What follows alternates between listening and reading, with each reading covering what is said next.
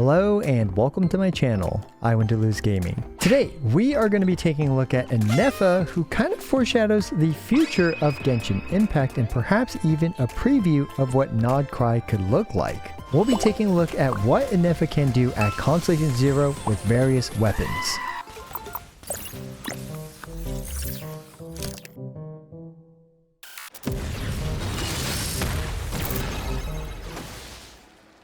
Now, we got ourselves some early access to the futuristic technology of Nod-Krai, and what is it, you might ask? It is this vacuum cleaner. This is actually the first time I've seen a vacuum cleaner in Genshin Impact, and look at that! It actually has a tiny bit of suction properties, but only on the idle animation. So in case you're wondering, does her vacuum attack and cleaner actually suck up items on the ground? Well, nope. Basic attack 3, which utilizes her vacuum cleaner, does not, and neither does her basic attack 4. However, as I just learned, apparently her idle animation does, which is pretty hilarious if you ask me. This video was filmed on the early access server and is not indicative of the final product. There may be some changes on release, so be sure to check the comments down below to see if there are any. Now, I do have one question though, is that after she sucks up and cleans up a bunch of stuff with the vacuum cleaner, where does it go? I mean, it's going into her body, right? Now, the first cool thing about her is that she summons this little robot, Brigitte, who occasionally even does the symbol not found V, symbol not found face.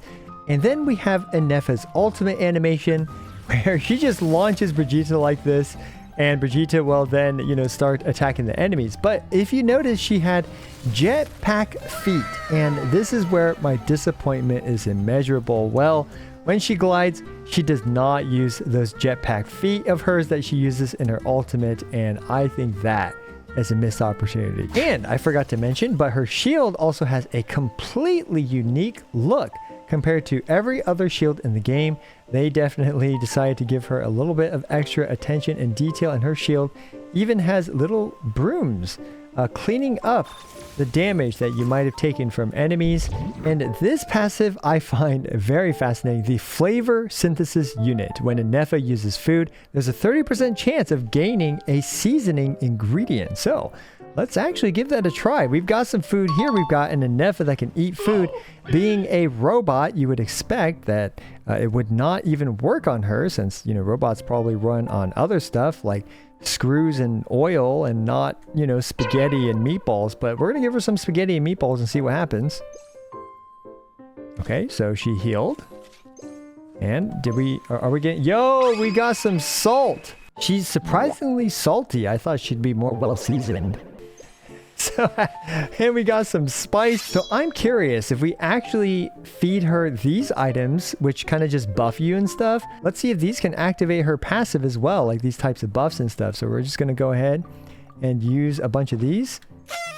And indeed, we got some pepper and some cream. So if you want to farm some spices, you can make her eat all of your food. That is some crazy economies of scale. Actually, you're going to lose a lot of money like that. And the last detail I wanted to point out about her, let me know if you guys can spot it yourself. Well, you can take a look that she indeed has eyeballs, but she actually blinks. And being the expert in robots that I am from playing Nikke, well, I don't really see the purpose of adding the ability to blink to robots like Ineffa here, but hey, I guess you can blink. This is the last little detail about her design, I promise, before we get into her kit. But if you actually notice her, in comparison to her meat counterparts, these characters who are made out of flesh and bone, well, she distinctly lacks any Okay, now let's finally get into the metal and potatoes of Ineffa's kit. And we will start off by actually taking a look at her build, where here she has a 2,214 attack, as well as these are her stats and no electro damage bonus. And she's using the Katane Cross Spear, perhaps one of the more free-to-play friendly options that she has. And we will, of course, also be doing a couple showcases with the Fractured Halo. Her signature weapon. And in terms of her artifacts, she is using the 4-piece Gilded Dreams with attack percent, and crit rate on the circlet. And finally, she is of course at constantly 0. Her talents are at 9, 9, and 9. And in terms of pre-farming materials, here you go. This is the stuff that you need to farm to level up your Ineffa.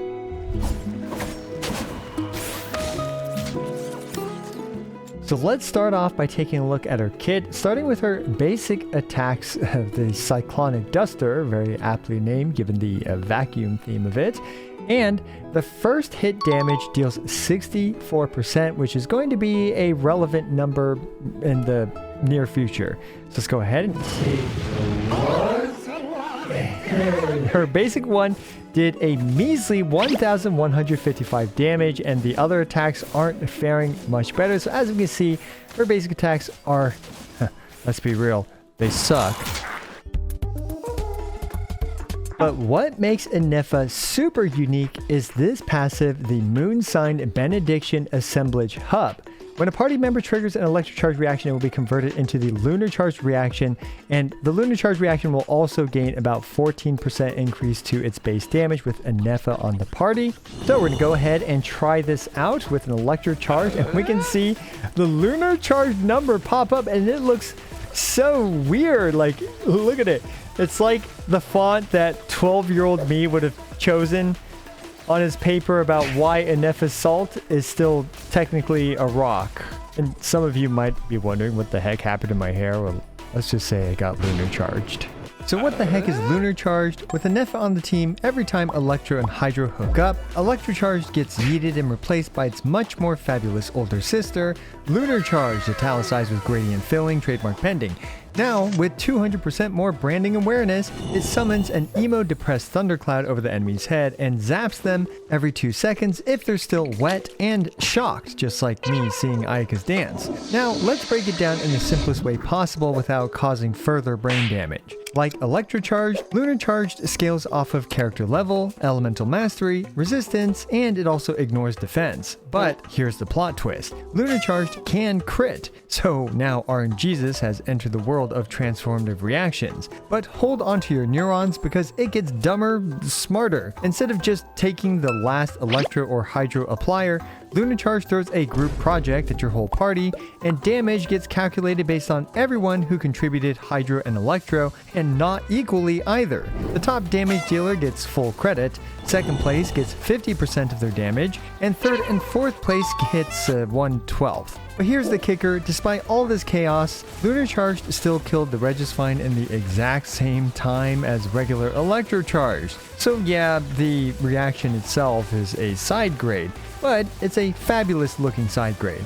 It kills with style, and most importantly, it kills with more readability. However, that of course is not all, because we are finally moving on to the next part of her kit, her elemental skill. Using it summons Brigitte, who will every 2 seconds or so discharge to attack the enemy with Electro. Using her skill will also create a shield, typically ranging from 11,000 to 13,600 HP or so, and it absorbs Electro damage 2.5 times more efficiently. With Brigitte's and her shield's fantastic 20-second duration with just a 16-second cooldown, Ineffa has no issues maintaining full shield uptime and Brigitte uptime. And you might be wondering, why are there 2 Lunar Charged numbers here? Well, it's because of her first passive, which triggers an extra Lunar Charge when Brigitte attacks an enemy. This number here is the biggest lie in Genshin Impact. You might have been so unlucky where your 50-50 pulls felt like they were 20-80s, or where your 90% crit rate always failed to crit. But those don't hold a candle to just how deceptive this number is.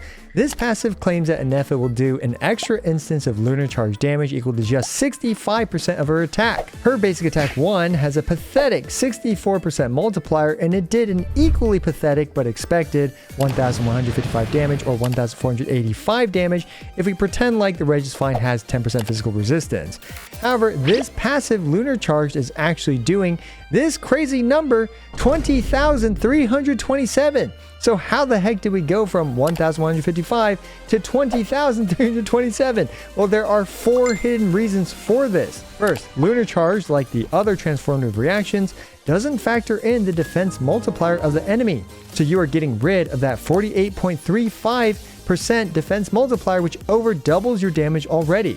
Then on top of that, Lunar Charged can crit as well, just like that physical attack from earlier, to be fair. And while the Electro bonus damage multiplier doesn't boost Lunar Charged damage, the Elemental Mastery stat took its job, and Lunar Charged scales very well off of that. And last but certainly not the least is that there is a hidden 3x multiplier for attack scaling Lunar Charged attack damage for no particular reason. So thanks to the defense stats, 48.35% being ignored, and the hidden 3x multiplier for attack stat scaling Lunar Charge damage, and Ineffa's passive, which just gives another 14% to the multiplier, the actual multiplier should more accurately be around 460%, way larger than that pathetic 65% multiplier. Up next, we have Ineffa's Elemental Burst Supreme Instruction Cyclonic Exterminator, where she will launch Brigitte at the enemy, and Brigitte will either be summoned or Brigitte's duration will be refreshed by the Elemental Burst.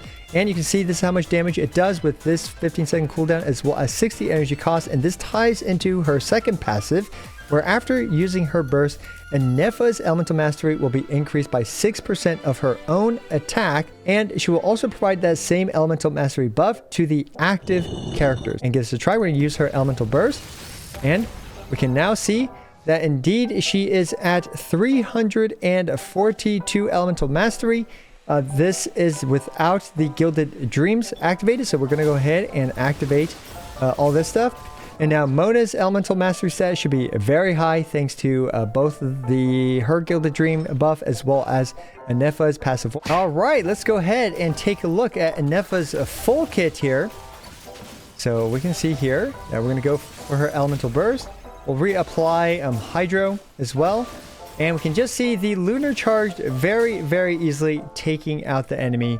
The Reg is fine, which for an off-field sub-DPS character that also provides a shield, this is some pretty good damage. I also did a very quick test against Escoffier. One might be a coincidence, but two might be a pattern, and now we have two sustained characters that also deal great off-field damage. Ineffa, however, doesn't buff her team nearly as much as Escoffier does, at least not right now. However, we will have to see what Nod-Krai brings, and if I were a betting man, which I am since I play gacha games, Lunar Charged might be more useful in the future.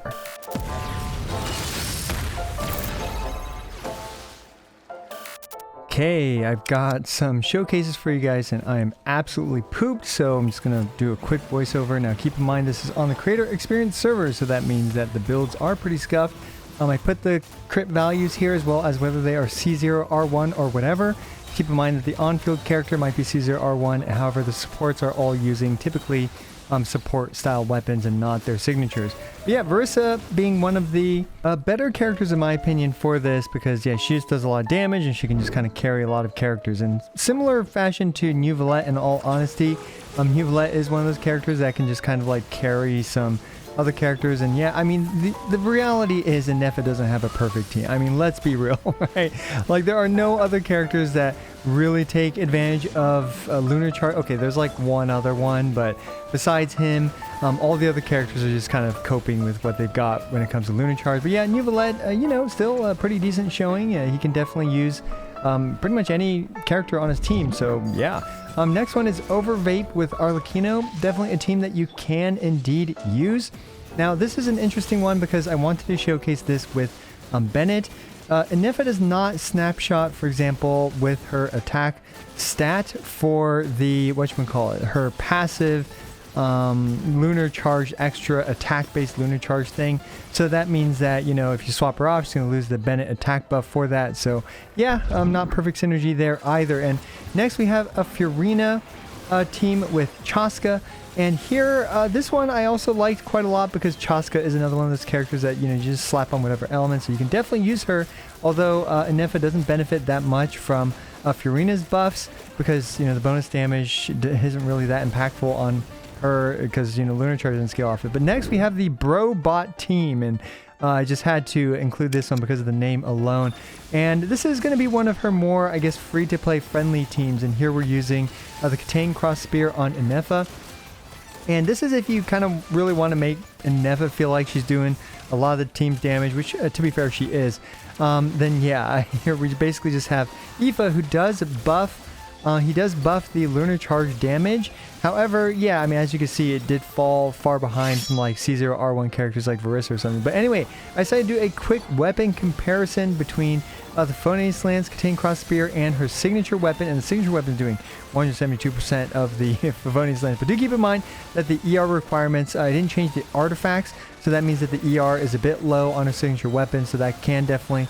that will definitely have an impact on the DPS. But between the Phonies and Contain, it was actually pretty close, all things considered. So yeah, big upgrade with that. Now up next, we have this funny team, the Hyper Robot team, where you actually keep Ineffa on field and she just kind of like, I don't know, like holds her vacuum stick in hand without much else to do. But the fact is that this way you can keep Bennett's buff, and we can see some 95,000 Lunar Charged by keeping her on field. Now, of course, I wouldn't really recommend this unless you have her signature weapon, but it is pretty funny to see. And one last showcase we have for you guys before I go into my closing statements, which I'm going to talk a lot about, you know, what I think about Ineffa and how she kind of impacts Genshin Impact moving forward. Or, you know, maybe I'll talk a lot about it, but we'll see. But yeah, here's a quick nuke showcase versus the Scaramucci boss fight, because he's the only one that lowers resistances, or, you know, he's one of the ones that lowers resistance by the most, and 188,000 Lunar Charge. I'm not really sure if Diona was the right choice here, but I wanted to keep Ineffa on field. Probably, now that I look at it, actually Sucrose would have been better, perhaps. Oh, well, whatever. Regardless, let's move on.